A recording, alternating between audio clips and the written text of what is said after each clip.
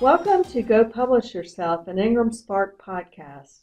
Hello, I am Robin Cutler, the director of Ingram Spark. And I'm Justine Bilo, and I manage our authors acquisitions program.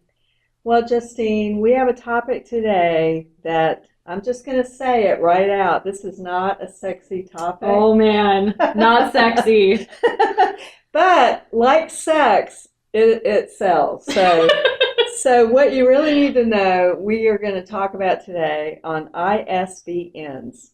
ISBN actually stands for International Standard Book Number, in case you never knew that. Did you know what ISBN stood for? I think I got a few of the letters, but not all of them. Yeah, I know.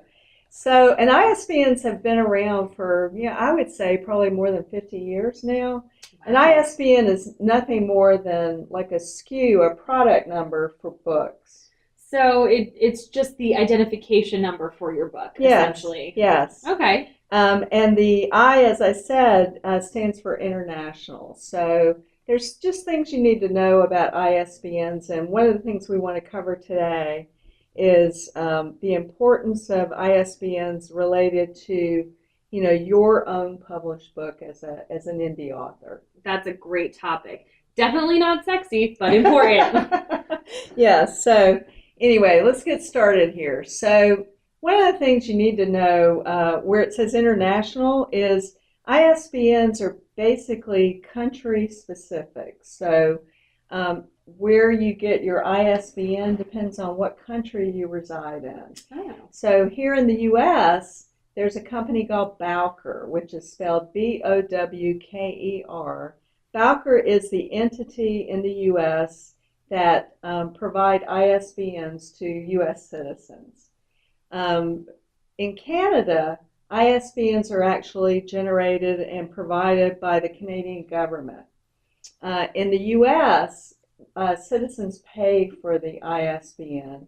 If you're lucky enough to be a Canadian citizen, you actually get your ISBN for free. Oh, Canada! Canada! Canada always does it a little bit better, don't know. they? And in this case, Canada definitely, but Canada's not the only country. There's many countries around the world that actually think that creating a book, authoring a book is actually a cultural activity that they want to encourage their citizens to engage in.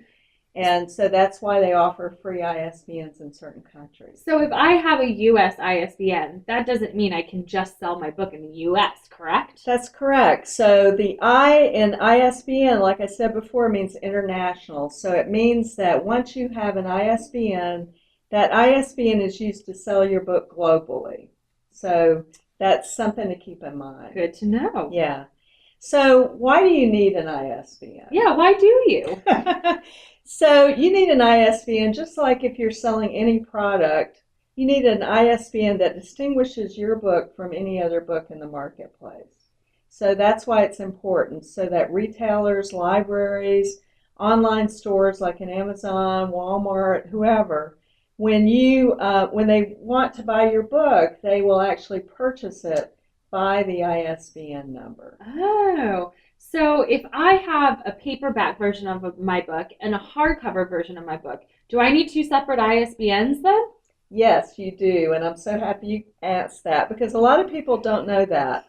So yes, for every format of your book, for every book that you distribute or put in, out into the marketplace, you will need a separate ISBN that distinguishes each edition from the other. So ebook, paperback, hardcover, large print, any kind of special gift edition, coloring book edition, they all need their own separate ISBN. So you can see it doesn't take long before you've racked up, 4 or 5 different ISBNs that you need for every version of your book. Yeah, and it's important to have the multiple formats, so you need to have the multiple ISBNs. Yes. So like I said, here in the U.S., you can purchase your ISBNs, and this is the least expensive way to purchase, is to buy a block of ISBNs from Bowker. That's BOWKER.com.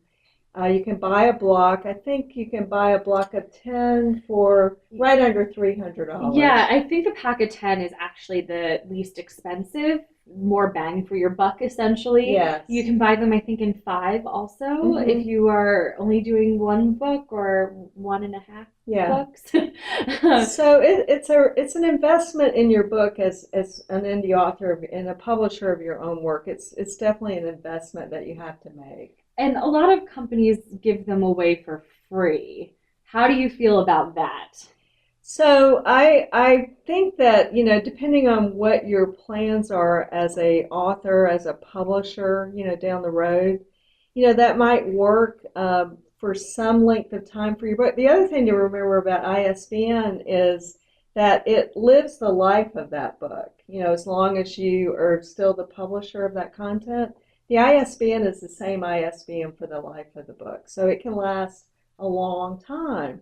So if you have just gotten it, and there are different places online that you can go and get a free ISBN, but that ISBN will be attached to wherever you got that free ISBN, whatever service you So got you that. won't own your ISBN. No, and it might be okay for some period of time, but generally we hear from most authors, they wish they hadn't done it that way. They wish they had owned it from the very beginning, and that way, whatever they go to distribute, they're not kind of tied to that entity. Exactly. So that's just something to remember.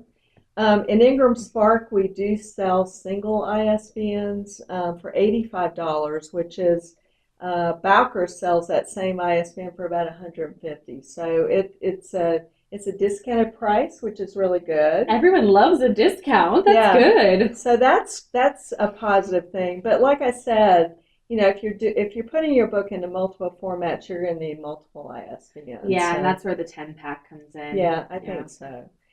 So the other thing to know about ISBN, so say you self-publish or you're an indie author, you create your book, you put it out in the marketplace, and then you get a publishing deal with a traditional publisher. Mm-hmm. What will happen is your ISBN will sort of go out, will be basically turned off, and that new publisher will republish your book under their ISBN. So it gives the book a whole new life. Oh. And that could happen in reverse too, right? Yes, yes. So talk about the reversal, what that would look like. Yeah, so if you get your rights reverted back to you as a traditionally published author from your publishing house, it'll have that ISBN that they originally put on the book.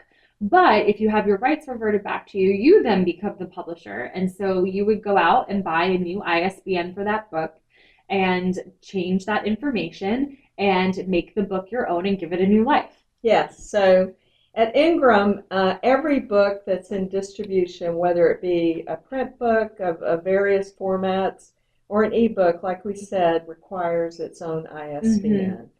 So that's just something you should just plan, just write that down in your budgeting that you're going to have to invest in that. Yes, absolutely. As much as, as well as the editing, the cover design, that sort of thing that you're going to have to do.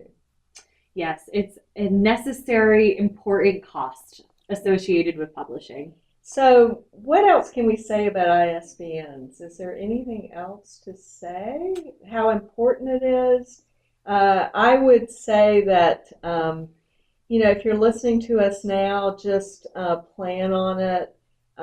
You don't have to worry about an ISBN ahead of writing your book. Go ahead and finish the writing, have it edited, have it designed, and then, but there will be a barcode that the designer has to put on the back of your book. Well, at Spark, we do it for them. Yes, we do. But that's something you have to remember. Look at a book on your bookshelf. You'll see there's a barcode on the back of that book, and it will have the ISBN as the barcode. And sometimes you can buy those barcodes from Bowker.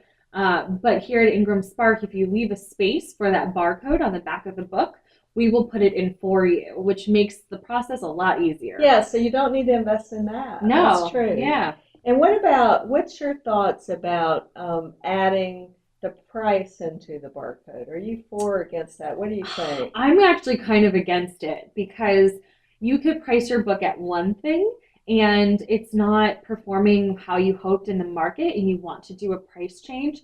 Well, then you would have to go and change your barcode and do a revision on your cover. And I think it just makes things more complicated, and not putting it in gives you a little bit of freedom to play with the price in the marketplace. Yes, because that book, with that barcode, any bookseller will be able to scan it and find the price on your book. Exactly. Like that's in the Ingram catalog, Exactly. right? Okay. So what else do we want to say? I think. Oh, I have Oh, you an do? important thing. Okay. Yes. If you are an author who has had their rights reverted back to them, and the publishing company is letting you keep the ISBN, don't do it. And here's why. You will be responsible for any returns associated with that book. And you never know how many that's going to be, and that could really put a dent in your wallet. So if you are getting a book back, always put a new ISBN on it. Yes, that's really good advice, Justine. I'm glad you mentioned that. Yeah, I mean, the ISBN, like we said, travels the full length of the book, the full life of the book. And so you need to know what you're doing when it comes to that. And so I encourage you, as an author, to do the very best publishing practices. And number one on my list is to own your own ISBN. So Yeah. I think we've kind of exhausted this topic. Yes. It's been riveting. Not sexy, but riveting. Yes. Okay, so thank you all for joining us today on this episode, this riveting episode of ISBNs. Follow us on Twitter, on Facebook. Sign up for our blog at ingramsmart.com. I think our blog is the best one in all of indie publishing, and you'll learn a lot. So I encourage you to do that. And until next time, thank you for listening. Thanks for listening.